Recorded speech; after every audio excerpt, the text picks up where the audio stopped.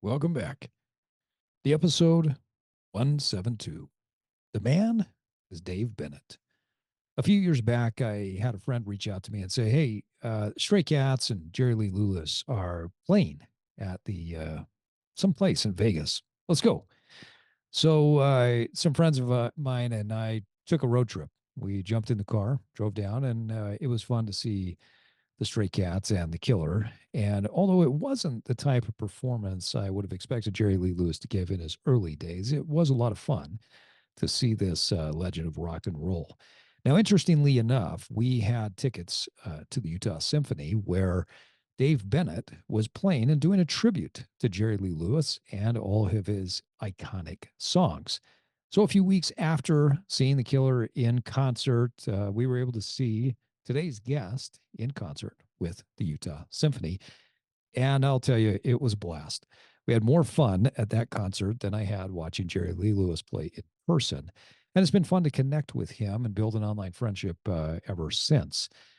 Dave Bennett is a unique artist, someone who I look up to because he has so much authenticity to the music that he creates.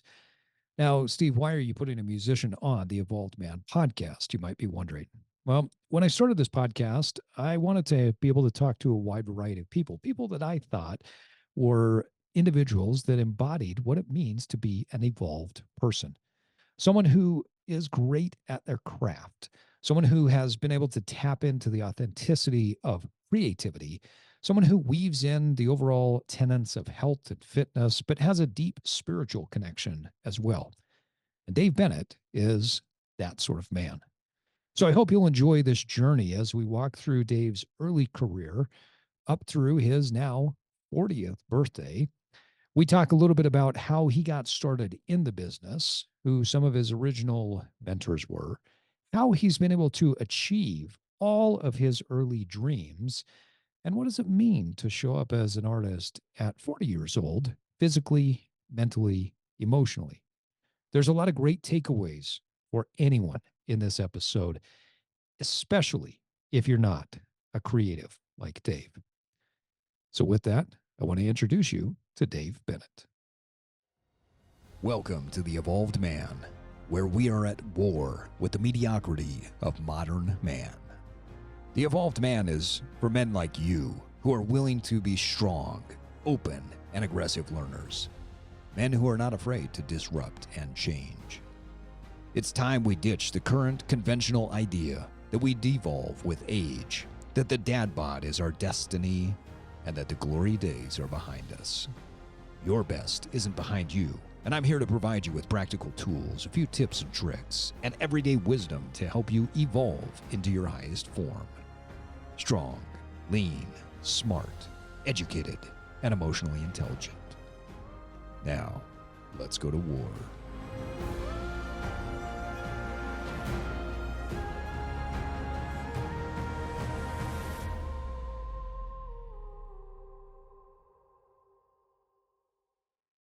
Well, Dave Bennett, thanks for coming on. Thank you for having me, Steve. Appreciate it. Yeah, it's so great to have you. You know, a few years back, I had a friend reach out to me and he said, "Hey, Stray Cats, Jerry Lee Lewis, they're playing at a place in Vegas this summer. Let's go." And we took a road trip. We went down. We saw the Killer, and although it was not the type of performance that I would have expected when he was younger, I think he was in his 80s at the time, and that was interesting to see him come on and off the stage with a cane and did his best. Interestingly, we had tickets to this other show, my wife and I, where you were performing some of his hits with the Utah Symphony.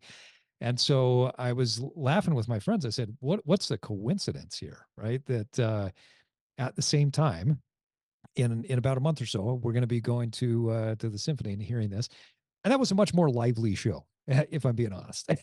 Oh, Coming and watching you play, and I'm a little, I don't know if I should say this or not, because the symphony may revoke my tickets. But we caught this picture because you're not supposed to take pictures in a Bravenel Hall, but we got a picture of you standing on top of the bench, slamming on the piano, and it was the coolest thing. And then my wife got the best picture. We posted it, and then from there, we got connected on social media, and I'll be forever grateful for that that photo and that concert where we were able to get introduced to your music, because it was such a great time and it's been so fun to watch your career. So I really appreciate you coming on, because I'm a big admirer of what you've been putting out. You've got a really unique style to your music. Well, that's amazing, Steve. I appreciate the kind words, and that's a neat thing about seeing Jerry Lee before us too. I didn't know that part of the story. Yeah, yeah, it was a lot of fun. It was kind of it was interesting because there was a one song and I can't remember what it was, but he just stopped playing, and he looked at the crowd, and his band would just keep going. He had some other singers that would sing and like fill in when he would forget words or whatever, and he looked down and he goes, well, I can't remember what the end of that song was, so I figured that was the perfect place to stop. And I looked at my friends and I said, yeah, this is what you get for seeing Jerry Lee Lewis in his 80s. Yeah, well, he was going to do things his own way. That's for sure. He always did. So obviously, I'm assuming he was an inspiration to you, because when you play and you're standing up there and you're, you know, vibrantly pounding on the piano and doing what you do, he had to have been one of your early inspirations, right? Oh, completely. Absolutely. No, he's just one of my favorites. Yeah. How did you get into music originally? I started playing clarinet when I was 10, fifth grade band. Oh, so clarinet was your first instrument. Okay. Yeah, it is my primary instrument. So Right. when we go on the road and play, I'd say probably 70% of the show was on the clarinet. But Okay. I started playing when I was 10. Within about a week, I realized I could play by ear. I could hear a melody and sound that. Wow. So then my grandparents bought me a cassette tape of Benny Goodman. We Oh, really? Okay. yeah, I don't know how else to explain it, but as soon as I heard Benny Goodman and realized that this instrument could sound that way, this is what I wanted to do for the rest of my life. And I didn't know whether you could or you couldn't. I didn't know about obstacles or whatever. I just knew that that was my purpose. It was my life from that point on. So the way everything unraveled after that, I began teaching myself to play Benny's songs by ear immediately. What I would do is I'd play little microseconds of each song and then try to find the notes on the clarinet. Mm. And my band director at the time, who was an amazing clarinetist, was also a Benny Goodman fan. I'd go to him each week and show him these songs I was learning, and then he'd help me along and critique it. Wow. And so that was that first year. By the time I got in middle school, I would perform a solo at each concert. And I didn't have any other musicians to play with, but my band director had a program called Band in a Box where you could program music into it, and it would sound like a jazz group playing behind you. So Mm. I'd play along with this thing. But then, come when I was 13 years old, I just got out of the seventh grade. He had a very dear friend that operated a coffee house in downtown Pontiac, Michigan, and they were looking for entertainment. So he took me down there and I tried it out and I got the gig. So throughout the eighth grade, I At would go down. 13 years old, you got this Yeah, gig. yeah. So Wow. I'd go down there on weekends and play Friday nights, and I was getting paid. Nice. And then when I was 14 is when I started touring the country. Wow. So I met a trumpet player from Otisville, Michigan, who led a band called the New Reformation Band. They were Dixieland Jazz, and they were really well known in the traditional jazz circuit. Hmm. So I got to know Dave Tatro, who was the trumpet player, and I came and sat in with their group one time. And then the next day they called my folks and they said, listen, we're doing a festival in Redding, California. Our clarinet player can't make it. Can Would you allow Dave to come travel with us? Wow. And so they gave me all their recordings. I learned all their songs, and we went out and played 10 concerts. And so that was the initial jump start to being on the road. So throughout high school, the road travel just increased each year. So by the time I was a senior in high school, I was traveling most weekends, if not every weekend. So you've been And traveling for 26 years. yeah, That's unbelievable. And you've been playing for 30. yeah, Wow. yeah. It's been an amazing life. I mean, like I say, with the early start, you get thrown into real life at an early age. But I was fortunate. I had guys that were older than me that helped me along and uh, guided me along. I was always in the presence of people that were good, and they protected me and taught me the ropes. And um, What a cool experience at 14 years old to get to go from Michigan to California and play 10 different shows as like your first travel. right, That's amazing. yeah, Absolutely. we had a ball, and the guys were great. It was always a lot of laughs, and it was just good. It was good. Talk about some of your early muses. Who inspired you besides Benny Goodman, of course. So after Benny, as far as clarinet players, when I was introduced to Pete Fountain, and Pete was back in the 50s and 60s, he was huge. Mm. He was on the Johnny Carson show 59 times, gold records. Wow. He was that second generation of like a clarinet player that could make the big time. And he was from New Orleans, and he had this soul in him that was second to none. So that grabbed me. Um, so as far as clarinet players went, Benny and Pete were the big influences. But when I was about 11 or 12, I got hip to Elvis Presley. Okay. I And, okay. Okay. yeah, and then That I and then explains a lot. yeah, and I started hearing the guitar players like Yeah. Stevie Ray Vaughan and Mm. Hendrix, and so I wanted to learn how to play guitar. So my dad took me down to the pawn shop. We bought a guitar, and I started teaching myself how to play. So then that progressed, and then my dad told me, he said, you got to check out this band called the Stray Cats.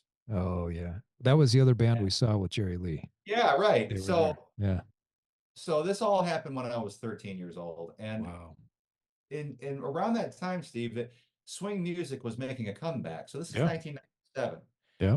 So, up until that point, the music that I was listening to, swing and rockabilly, Mhm. it was not something that my peers knew about. I was the odd man out. But then all of a sudden, it's in the pop charts, and young folks are starting to dress this way. Yeah. There's younger bands playing the music.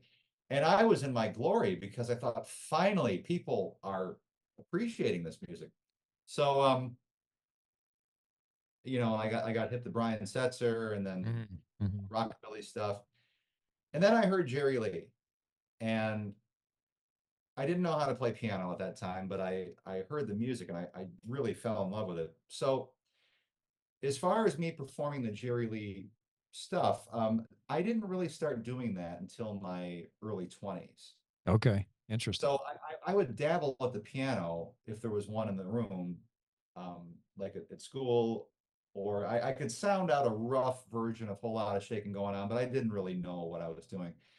But I think when I was about 23, that Jerry Lee Lewis bug started to kind of get inside me again. And I thought, I really want to learn how to do this. So that's when I really jumped into that style. And I look back at some of the old videos of me doing it back then, and being your own worst critic, I was like, ooh, boy, that was pretty rough. But as time goes on, and time went on, I started to try to hone that style better. And now it's always a part of the show. We always close the show with one or two Jerry Lee Lewis songs because it's just such a fun thing to do. And I love the music. It makes people happy, and Yeah. it's great. So that was kind of the progression in those early years of, it was swing, then rockabilly, and things like that. While I'm not a musician, I can resonate with everything you're talking about with that progression. This last weekend, I was sitting around and I pulled out Stevie Ray Vaughan and threw him on the vinyl and just listened while I was working on other things. And when the Stray Cats were out, I mean, I fell in love with them from the very beginning. And then as some of those things started to hit the charts and Brian Setzer was doing his own thing, and it started to rise, it was kind of one of those things where I don't know if I was like the original hipster, where it's like, oh yeah, I've already been there, done that. I, I found myself doing that way too much in life where I would uh, enjoy something early on. And then when it became popular, I didn't like it as much because it was popular. Right. Right, right, Um, sure. and so I was like, no, it's not cool anymore. So I can resonate with where you're at when those guys started to take off a little bit more. Yeah. It was kind of cool, right? But it was Oh, also like I still had a little Beastie Boys inside of me where it wasn't cool to be cool. So when it became cool, it was like, no, no, no, that's not cool. So you've had a really interesting evolution with throughout your career with picking up the different genres and different styles and playing different instruments. Talk a little bit more about how has your overall perspective as a musician evolved over time? um, well, hmm, I would say in the beginning it was all about the clarinet, Mm. and I wanted to play that music, Benny's music. But then when I was 17, I wrote my first song. Okay, and it was an Roy Orbison styled song called "Lonesome Highway," which Okay. we do now as a part of all of our shows.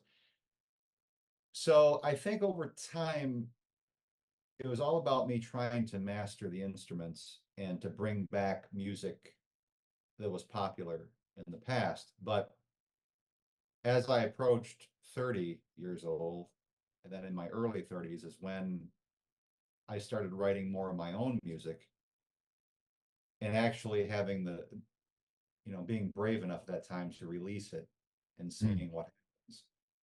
Um, I think my perspective now is to, of course, I want to master the instruments I'm playing and make this as quote unquote perfect as I can, make the art Yeah. as well Yeah. as I can. But I think my view now has changed to where I realize God gave me a gift for a reason, Hmm. and it's not just for me. It's to build other people up and to give them some joy. So I think I'm looking at this more of now as this is more of an act of service to serve whoever I'm meant to play for. And since I've looked at it that way, it's really helped take the burden and the pressure off of me because it kind of gets my focus off of being so self-critical and so hard on myself rather to more of okay, I'm going to work as hard as I can, but what can I give to the world? That's what I think I'm here for. So That's maybe my beautiful. my outlook is hopefully a little bit more healthy, but I think when you're a perfectionist level 10, and I unfortunately or fortunately am, I don't know, it can make your life really miserable if you let it. Yeah. So I'm there with you. currently as we're speaking, like I'm talking about in the last 6 months, I'm really trying hard to shift my focus, and when I'm able to, on the days that I am successful at it, I enjoy the whole process a lot more. It Um, does take time, doesn't it, to move towards that? Yeah, and I think especially as artists, because we all tend to be very self-critical. Right. I oh think yeah. that's part of the perfectionism and the artistic, like I don't know if you feel this way, I guess. Let me put it like this. Um, I've always had an idea of what I want to create, whether it's a painting, a podcast episode, if I'm working with a client, helping them to develop their body, I have that perfect image in my mind.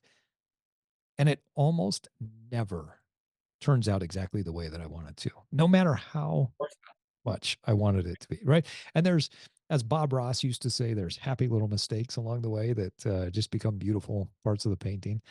Um, do you feel that pull between giving to the world and yet wanting to pull it back and saying, oh, but it's not perfect yet? All the time, Okay. all the time. I mean, okay, so for instance, we just did this big show at the Brighton Performing Arts Center on my 40th birthday, and Mhm. I had it filmed, and unfortunately, I worked myself up into such a tizzy before this because I wanted it to be perfect. Mm. There's times when we play and you can't predict this when everything is on and that Yeah. special thing happens. And it sends you into this other world. But then when you know there's a lot of attention on an upcoming show and it's going to be captured and you want that to happen, then when you try to force it, generally it doesn't happen. Yeah. Yeah. So yeah, I kind of had to work past that, getting out of my own head for that. And it turned out the amount of love in the room was just overwhelming and it turned out very well. But yeah, I mean, I went through that whole thing of I want this to be perfect. I want to make sure what I can give is just right. And then when you get there, you're like, well, this is at this point beyond my control. You just Yeah. play the can and you let things fall where they are. But yeah, like you say, when you're an artist, I think you're a lot more sensitive to things, good and bad, which Right. is Right. it has its pros and cons because it drives you into beautiful places when you Hmm. let it. But boy, there's always this dark thing that chases you, and you got to kind of learn to Always. balance it out. Yeah. It, Always. Well, it's it's interesting. And you referenced earlier that when you were talking about the soul, right? That you just felt this soul with the music. I'll tell you, so this morning, part of what I do in preparation for a podcast, so I'll consume whatever it is that I can find that my guests have created. And so this morning, I got on a loop of your rendition of Hallelujah that was on your Blood Moon album. thanks. Thank you. And so here, what struck me was just this beautiful balance of sensitivity. There's a moodiness with this soft, jazzy flow to it. And my intent was to go, listen to a lot of different pieces. And I'll be honest with you, I did that rabbit hole on repeat for about an hour and a half this morning, and it pulled me in. And that's one of my favorite songs. But the way that you did it was so uh, genuine. There was so much intention to it. And I think that as artists, we create from something that generally exists, right? Whether it's just out there in the ether or whether it's a song that somebody else wrote. Like, what's the book by Cleon where all art is theft, right? So I guess my question is, how do you take something that maybe you've written or maybe someone else has written and then just bring it in to make it authentically yours? Well, I think for starters, if it's a song that's not mine, it's got to be a song that I feel akin to Mm. for one reason or another. Um,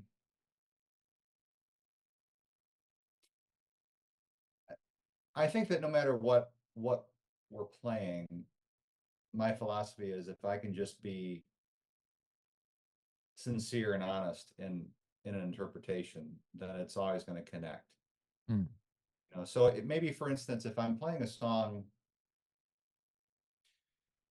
the example I'm going to give is in the rare instance that I get hired as a sideman to play with somebody else, which I Okay. love. A lot less headache and responsibility. I can just go. There you go. Um, Yeah. but let's say we're playing a song that it doesn't mean much to me. Um, then it becomes with what can I do with this song? And so then it becomes the sound of the instrument, the groove of the song. Mm. And then I just let my own personal improvisation ideas flow where they may in that moment. And whatever my interpretation is, hopefully it's coming across as real. Um, so like for instance, if I'm learning a new theory approach on the clarinet as far as improvisation goes, I'll listen to all different types of players, even music that I don't care for. Like for instance, this is just my opinion. I'm not really big into progressive jazz, but Okay. what I'll do is I'll listen to those guys and learn from them, because my mind wouldn't necessarily approach something the way they would. But perhaps learning what they do will give me a springboard into something of my own. So there's been times where I'll think, okay, I'm going to take this solo from this song and regurgitate it on stage because it's got some really fancy stuff in it. Mm. And every time I've done that, you can just feel the the spirit in the room. Nobody's really latching on to it Oh, interesting. Because because you're it's because it's a like a copy well, in a it's not sense. necessarily a copy, but it might be because I'm trying to force something just to be fancy. Oh, okay. Okay. So then this comes down back down to being just authentic. Okay. Mm. So Benny Goodman, for instance, one of the few people that made jazz and swing popular music. Okay. He had a way of playing that was so infectious and joyful, and my heart connects with that. Hmm. So I'll take his ideas now and build my own ideas on top of that. And when I go out there, I can see the connection with people is 10 times what it would be, you know. So I know it's a long-winded answer to your question, That's great. but yeah, I think it just comes down to me trying to interpret something musically the way I feel it appeals to me. And then if it's okay with me, generally the audience will get it because I'm just being real, Yeah, it's you know, authentic to you. being yourself. You know, it's like you and I sitting here. We're just being ourselves, so it's good communication. You know, I think music's got to be the same way.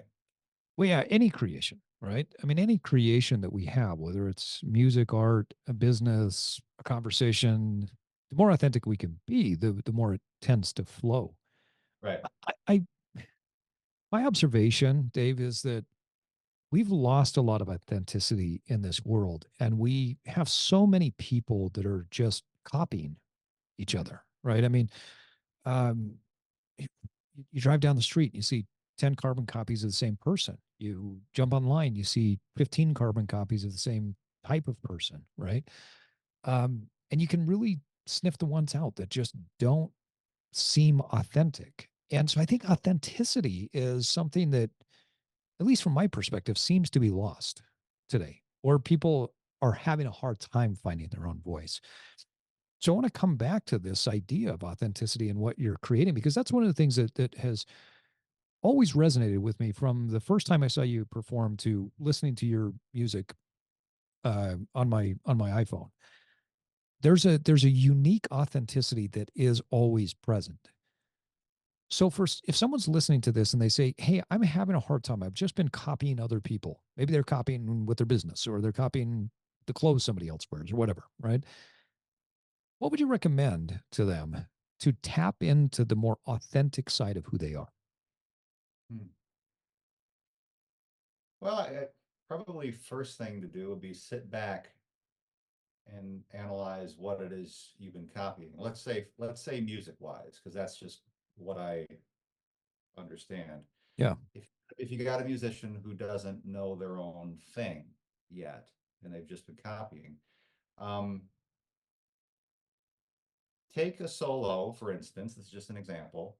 Let's say this musician likes to regurgitate a solo they've learned on record from somebody and play it live. Okay. Well, let's just start off small. Let's take that solo and have that person change one little thing in the solo to Mm, make it, then play it a second time and change two little things mm, until they get to the point where they use that music they've been copying as just kind of a canvas. Gives them all sorts of analytical ideas. They can look at it and then start changing it, making it their own. That's the initial step. What that does mentally, and the reason I'm using this example is because this is how I've done it. Because I didn't know if I could ever write music. I tried for years and nothing ever came. mm, But I found this method seems to work for me, and it might work for somebody else, is all the things that a person may be copying and building up their um, kind of their library of ideas, just use that and change it around to make it their own. And then before they know it, those analytical skills of shaping their own ideas will start to take more effect than the copying. And I don't know, that might apply for business, it might apply for art, but being creative and being yourself, sometimes that's a different skill level or a different skill set than copying something. You know, Yeah. it's like I could sit here all day and learn how to play other people's music, but if I'm not sharpening my tools as a songwriter or as an improviser, those abilities tend to go away because you're not keeping them sharp, you know. So I would use that as kind of a canvas to build off of. It's a great way to go because I remember learning that as a visual artist back in the day, where we would have to copy certain masterworks, but then find a way to change it to make something unique about it. So you're learning the technique and you're learning the skill set, but then you're also leaning into this idea or the skill set of creating your own. I think it's Yeah, a great way to look at it.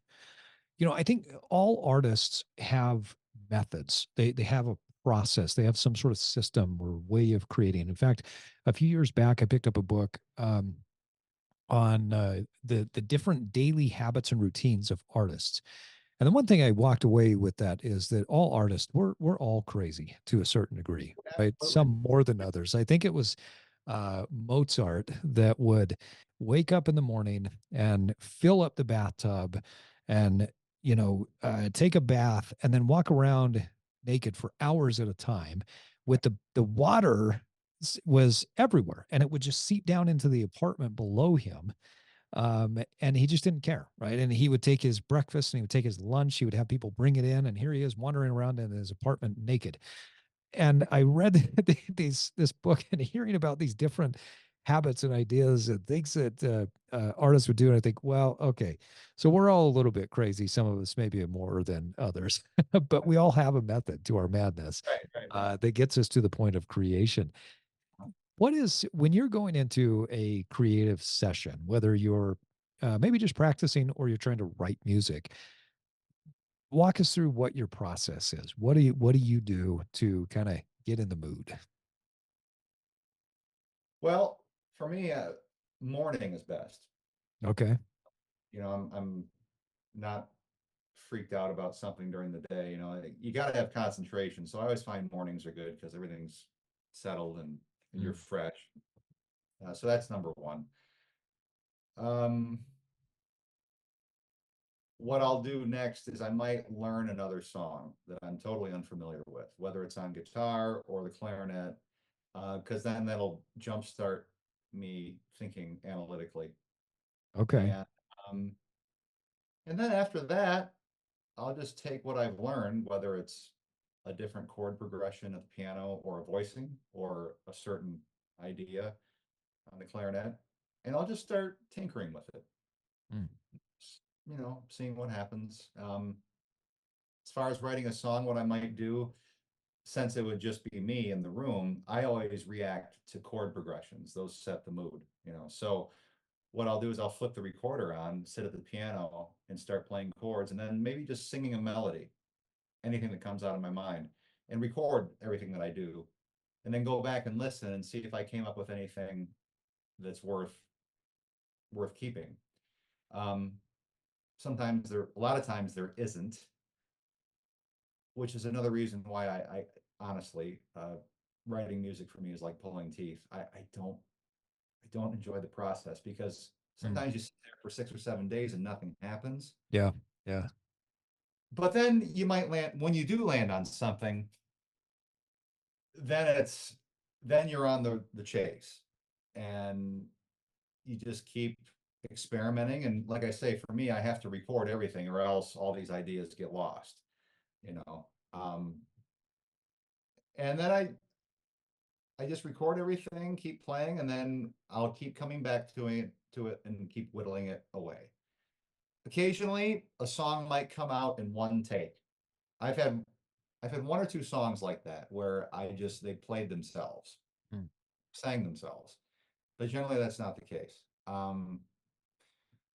So yeah, for me to be in a creative place, I got to make sure that I'm just everything's quiet and I can go there without any any distraction. But I need something to build off of. For me, I some people are really gifted where they can just write songs no problem, and they have it in them. I need something to feed off of Mhm. to jump, Yeah. you know. That's It, kind of how I approach it. it's interesting how we all have our own process. I'm curious. Stephen Pressfield, in his book, The War of Art, talks about just the importance of showing up regularly to your craft, to your creation, whether it's music or writing or whatever your creation is. How important has consistency been in your creative process? It's a must, and I'm just as human as anybody else. I mean, there's times I'm so disgusted or fatigued from travel that I can't face it. Yeah. But it's really a must because me personally, it goes away very quickly. If I don't practice for one day, all that subconscious music stuff in my mind really starts getting quieter. And if it's a few days that I can't play for whatever reason, coming back to it is really painful because it's like everything has gone away. And then it comes back, but it's not an easy process. So if at all possible, just to make up something every day if you can. Whether it's just a melody line or something, just to keep going. And some days are better than others where you can spend, if I can practice 5 or 6 hours in a day, that's a very good day. And I can get lost in that space and become creative. But if I can just sit down for an hour and try something, it's key, you know. Yeah, That's I did. just for me. I mean, like I say, for me, this is none of this comes easy. People are surprised when they hear that, but none of this comes easy. Yeah, it's interesting you say that. I've actually never met anybody that I would consider, accomplished that said, "Oh yeah, it all came easy." Right? It is difficult whether you're creating music, art, or just a life. Right? I mean, I don't know of anybody that if they're being honest with themselves. There have been a few people that tell a beautiful story, and then the more I dive into it, they're like, "No, it's really hard work." So I But love to I hear heard, him say uh, that. I heard an interview with Jerry Seinfeld recently, and he said it's all about finding the kind of torture that you can live with. Yes. Yeah. And I That- love that. yeah. It's like, I would much rather be stressed out doing something that I love, and because there's you can be stressed out doing a job you hate, and I'm thankful every day that that's not the case. I mean, I don't know if it was in the same interview that you saw, but he said as well that I can't remember who it was that gave him the advice, but it was right before he got going on the Seinfeld show. But the advice he got was fail in exactly the way that you want to fail. yeah, Right. And I loved that. I love that. He said, if I would have done Seinfeld and did it someone else's way and it would have failed, I wouldn't have felt satisfied. If I would have done it someone else's way and it was successful, I wouldn't have felt satisfied. He said that was one of the best pieces of advice I ever got. yeah. I mean, we get one shot in life. I mean, if you're going to go down, let's just make it doing something that you feel 100% that you're behind. You've achieved some pretty spectacular things in your career, and you mentioned before we started the recording that you really have you feel like that from a musical standpoint, all of your initial dreams have been realized, and now you're working on dreaming bigger dreams. Talk about some of those accomplishments and what were they and why did they feel or how did they feel? Okay, so when I got into Benny Goodman, I got his at that time it was VHS, biography on him, and it talked about the famous Carnegie Hall concert he did in Mm, 1938, first mhm. jazz concert ever there. And that was my dream. Someday I want to play Carnegie Hall. Nice. Yeah. Just it was just this dream. So Benny played Carnegie Hall, I think, when he was either 28 or 29 years old. And in 2008, we did 5 sold-out shows with the Detroit Symphony doing a tribute to Benny Goodman. Mm, And the conductor, Steve Reinecke, was the conductor at that time, and he had just gotten the job as pops conductor with the New York Pop Symphony. And he said, look, in 2013, they're going to have the 75th anniversary of the Benny Goodman concert at Carnegie Hall. And Wow. if I can work this, I want to have you guys do it. So in 2013, I was 29, and we got asked to play Carnegie Hall. So my band guested with the New York Pops, and we did the show and played all of Benny's music. And it, it was, I was walking on air. So for instance, the show that we played that night, I'd played many times, but I remember I went over that show for the 3 months prior to it, just so it was in my blood. And I just remember that trip, it was unreal. I wasn't nervous at all. I was just extremely grateful. And I remember being on stage and just thinking, wow, this is unreal. I was so eternally grateful. My family was there, friends, they traveled in Mhm. New York. I think might have gotten 2 or 3 standing ovations throughout the show. And Wow. it was it was just something that, dreams are made of. So that was really, really something, you Yeah, know. I can imagine. That I was can't the even big one. imagine what that would be. Very surreal to be doing Yeah. a concert 75 years later of your early muses work Yeah, in the exact same place. Wow. it was really something. It was just a treasured memory, that I keep to this day. So that was the big one. Um, I used to at an early age dream of being on the road and performing for thousands of people and playing my own music Hmm. eventually. And now that I'm doing that now, I've gotten to do that. And I've gotten to play with some of Benny Goodman's old musicians. Oh wow. In 2008, they took me to Switzerland. Bucky Pizzarelli, guitar player, and Peter Appleyard was a vibraphone player. And they toured with Benny for years. So I got to stand in Benny's spot, and I got their stamp of approval. And then a couple of years ago, we played in Florida, and I met through Facebook a guy named Bill Taylor, and Bill was from Memphis, and he had written, I think, 20 some of Jerry Lee Lewis's country hits. Oh really? Played in Jerry Lee's band in the prime time. Okay. And he was at Sun Studios when Elvis Presley came there. He wrote one of Elvis's songs, I'm right, you're left, she's gone. Wow. Okay. So he came to the show. So, I already got a stamp of approval from the jazz guys, which I was really grateful for. But as far as playing the Jerry Lee stuff, I mean, I was really nervous because here this guy was there. I mean, he was there Yeah. at the rock and roll, and he's going to watch me. And I'm thinking, oh, geez. I'm like, Lord, please let me be able to do this right. And he congratulated me afterwards. And so, just as a personal thank you, having gotten that kind of that stamp of approval from that older generation that was there that said, yeah, that was great. That meant everything. What it did was Yeah. it just let me know that I'm doing the right thing. Very It wasn't cool. an ego thing. It was just the need of that boost. So yeah, I mean, yeah, everything that I've dreamed of so far has come. And I'm at the spot now where I'm trying to rethink of where I want to go. And Talk about along the way. What are some of the biggest hurdles that you've had to overcome? What are some of the challenges that you've had to overcome as you have been working towards these dreams and these goals? the biggest hurdle I ever had to face was I went through a little over 3 years of extreme stage fright, Mhm. which happened when I was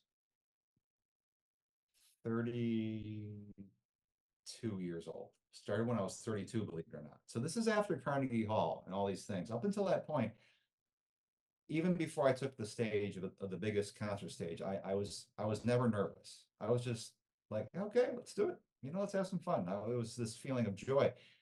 Well, I played a show in Arizona, University of Arizona. And unfortunately, I've always had a real sensitive stomach, you know. Mm. And let me just rewind this a little bit further back. By the time I was 17 years old, I was on 8 medications. Wow. I was on 2 blood pressure medications, 2 stomach medications, and then I was on 4 antidepressants. Wow. Doctor at the time thought I was quote unquote bipolar, but looking back on it now, I was just a very sensitive young man, and especially when you're 16, 17, you got all this stuff flying through you. Yeah. Looking back on it now, I don't think that was the case. But so anyway, all this stuff. Well, I'm not recommending other people do this, but for me, I started a natural health lifestyle in my mid 20s, which everything started to get better. My blood pressure dropped, my stomach got better.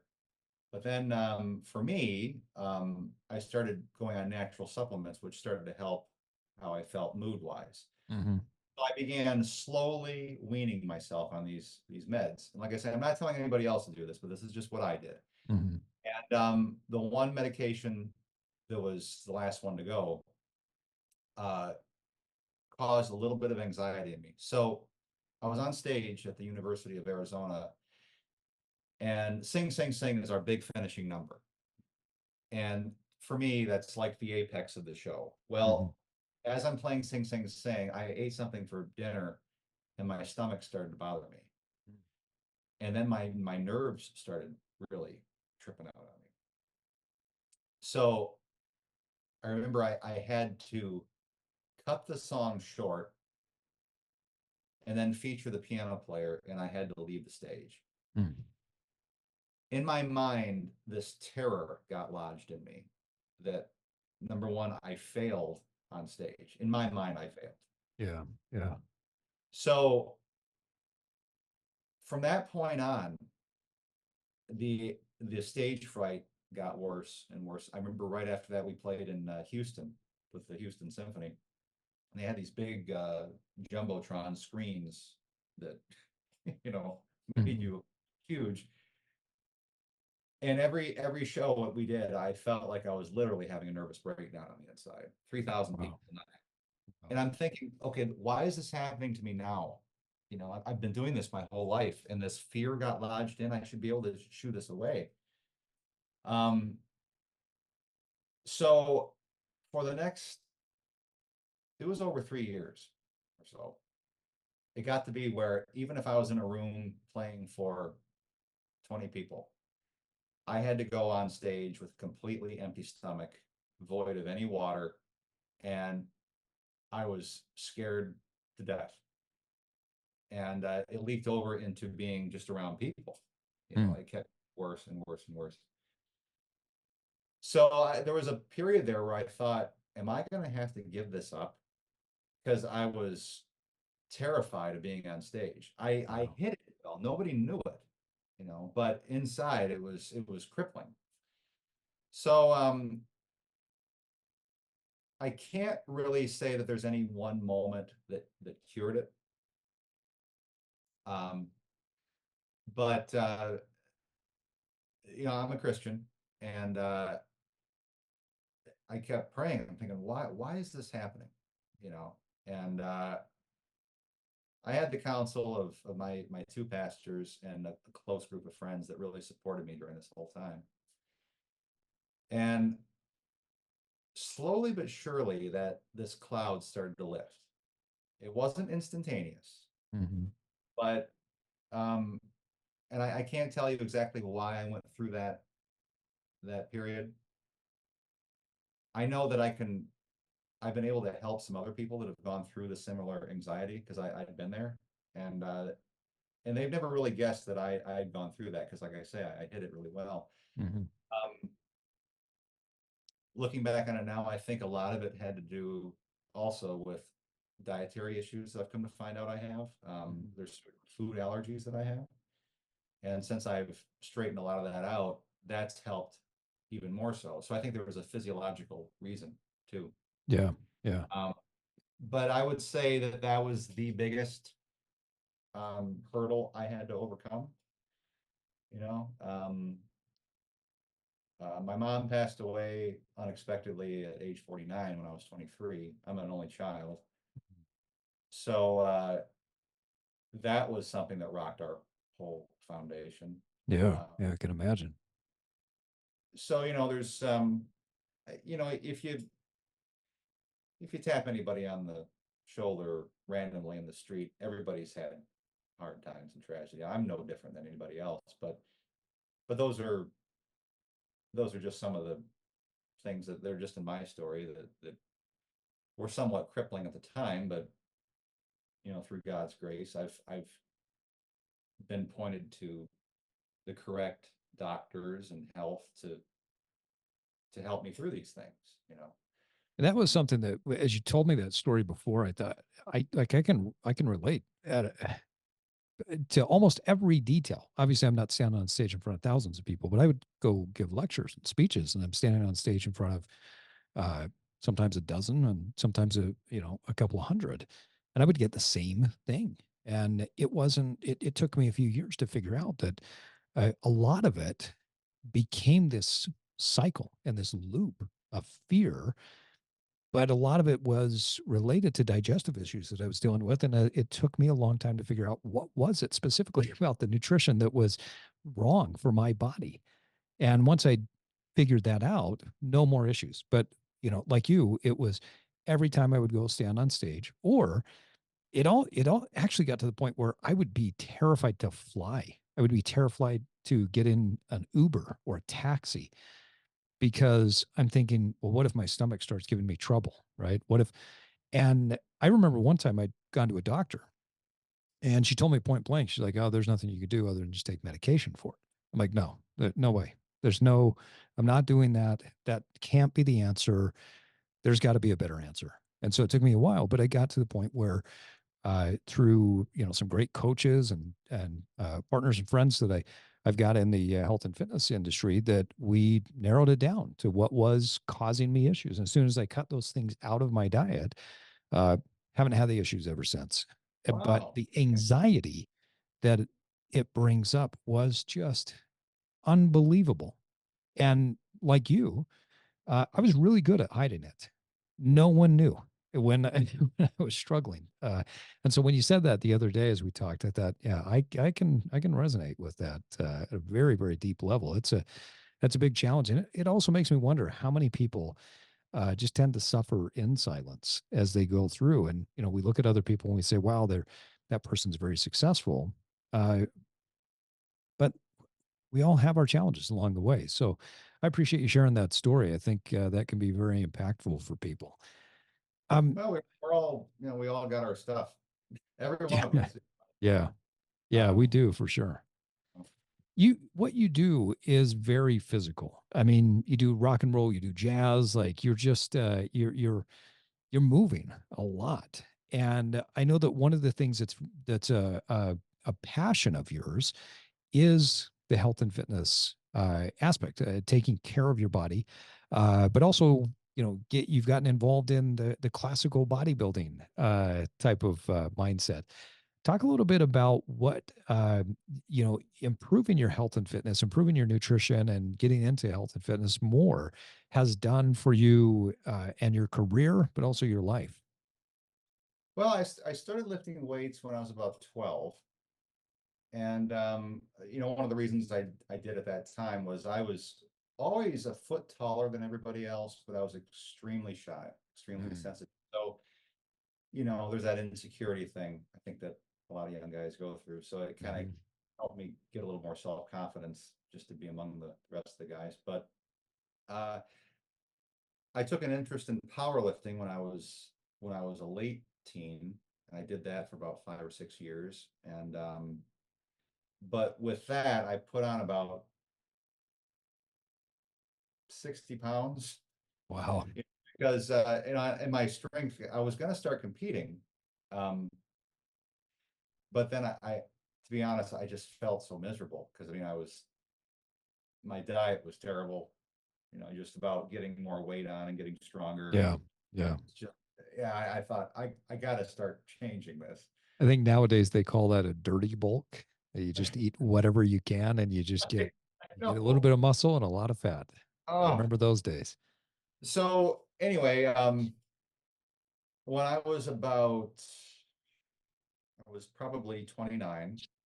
I was at my gym, and there's an old timer in there. He was probably in his 70s or 80s, and I started taking a little bit of an interest in the bodybuilding world because I've always lifted, but I was changing what I was doing. So he says, "You're doing a lift like Vince Gironda." Mm, And I said, "Vince Gironda," and he told me, he says, "Well, he's this guy that I grew up reading about." So the next time I was in there, he gave me a booklet of Vince's that was called Four Sides to a Muscle. And he said, read up on this guy.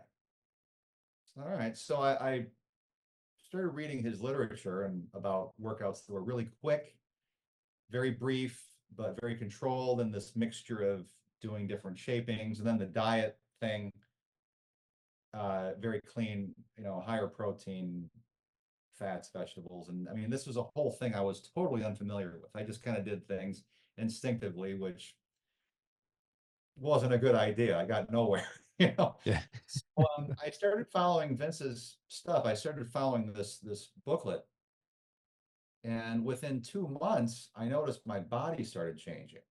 Yeah. I thought that's interesting because it wasn't lifting heavy, but it was shaping, and it was the dietary thing started to affect my mind. I was thinking clearer. So all these things started happening. I thought, well, this is a completely different world than I'd ever learned about before. So I went on the Vince Gironda website and I bought all of his courses. It was this giant zip file, and I bought them all. Nice. And started doing his routines. I'm still doing a lot of his routines. There were certain movements that I found I couldn't do because they were just the angles were odd, and I'm not as flexible perhaps as he was, so I had to steer away from certain things. But like he recommended doing these workouts very quickly Hmm. to increase your cardiovascular. And the shows that I do, I mean, obviously, if I go on stage, I just want to look as good as I can. Right.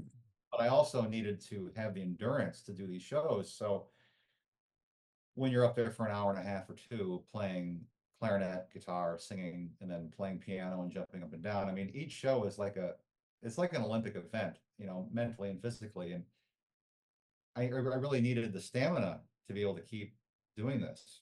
And I found that those old school methods helped me, along with the nutrition thing, to have a much clearer mind, to physically be able to handle the the jumps and yeah, the crazy angles I put myself at the piano, Yeah. So Yeah.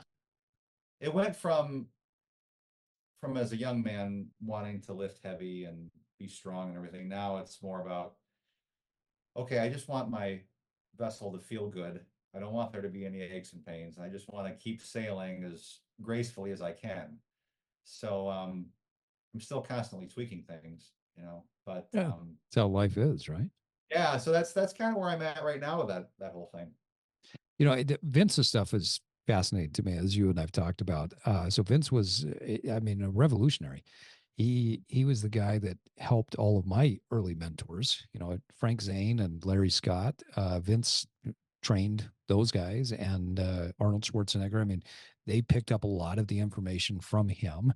And I think part of what was so revolutionary about Vince is he could help people craft beautiful bodies that were also extremely functional too. If you look at these old school classic bodybuilders, they were strong, they were flexible, they could move well. Um, and it was as much about their health and fitness as it was, looking a certain way. It's interesting what you said about you want to look good, but you also want to feel good. I think back to what my one of my early mentors, Frank Zane, who was a three-time Mr. Olympia, told me. He said, Steve, originally when I started bodybuilding, and he says, I think this is the same for everybody, was like character armor, right? You put the muscles on because you don't necessarily feel confident about yourself. But then Sure. over time, bodybuilding becomes character development. And he says once you start to develop yourself internally, then the bodybuilding helps you to push further so that you develop your character more. It becomes the thing that helps you to become better in every other area of life. And that really stuck with me. I mean, I can't remember.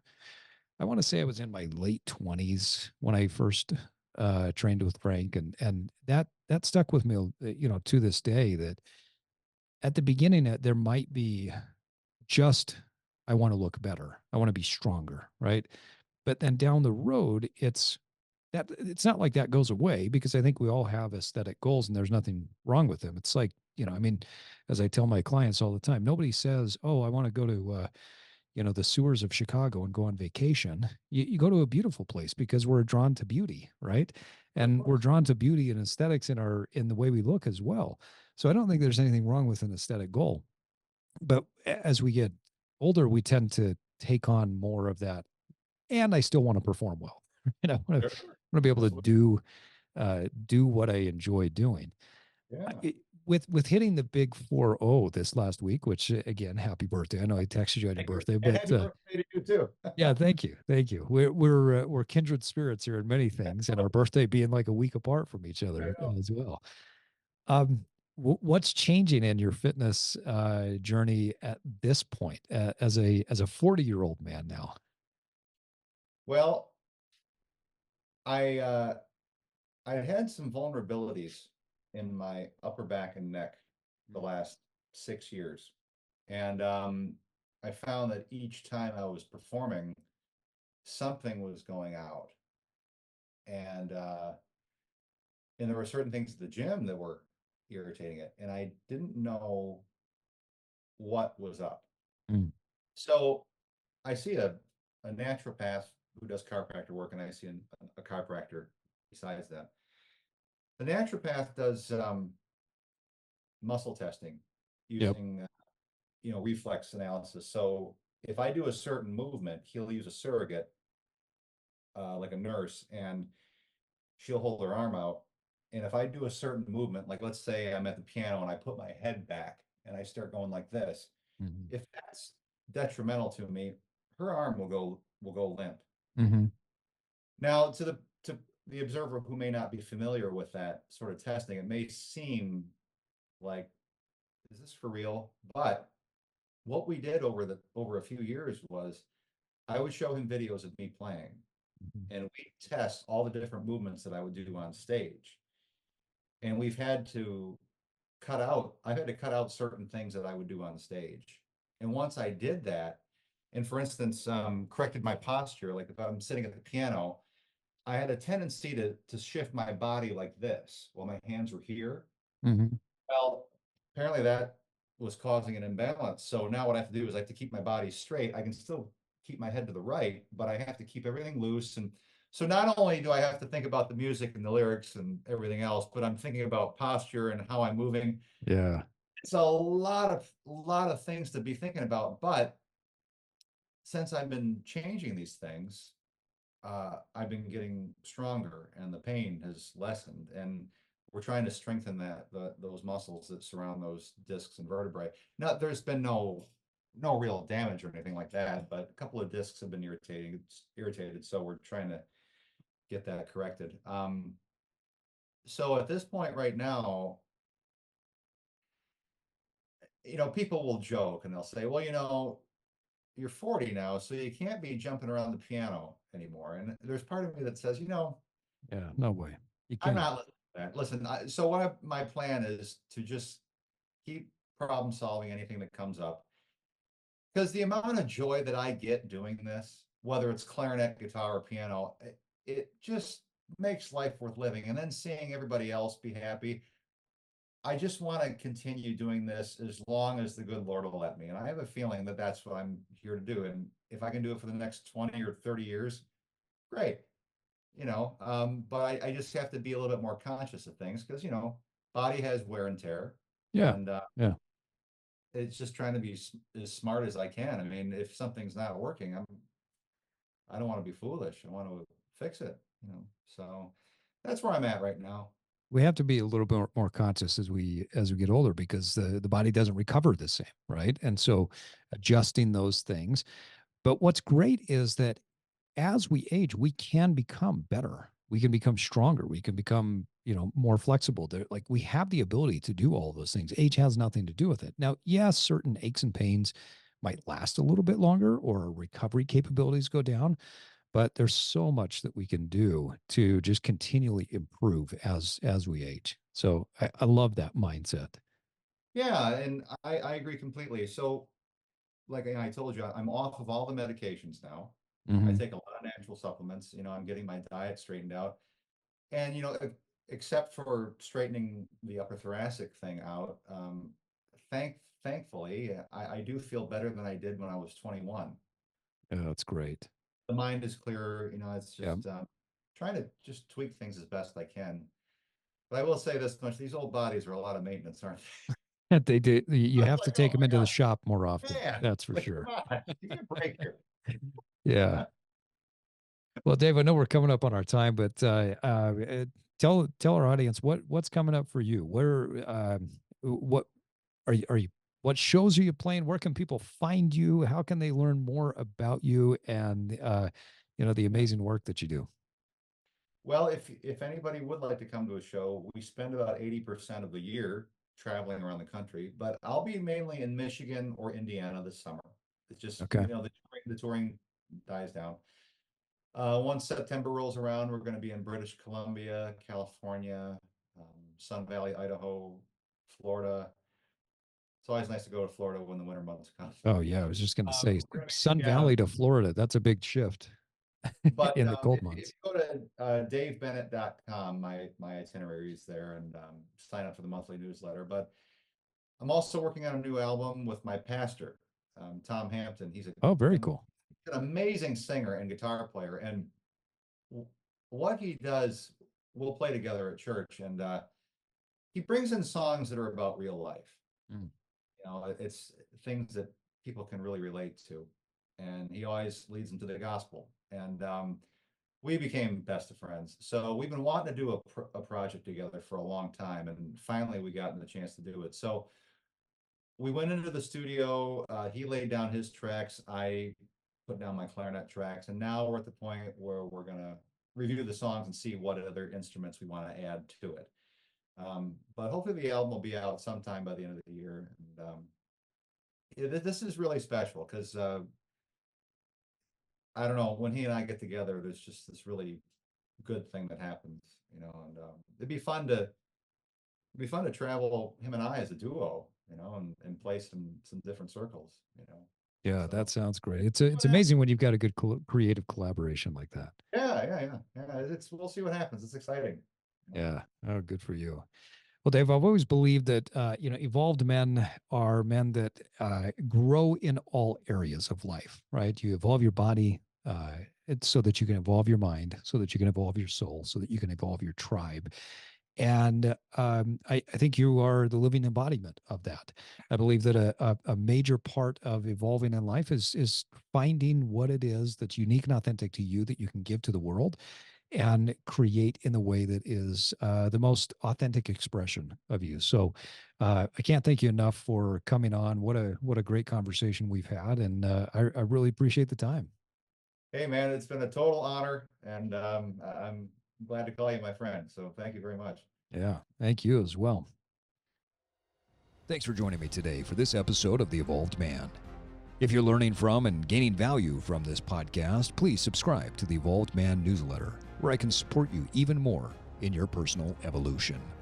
I want to help you reverse engineer your success. The Evolved Man newsletter is like getting a free coaching session to keep you moving forward on your path of personal success. Go to theevolvedmanpodcast.com to sign up today. If you found value in this episode, you can give us up to a 5-star rating on Apple and Spotify and share it with your network. That's the best way to support the podcast so we can continue to get great guests and provide you with the best wisdom for your daily life. Until next time, keep evolving.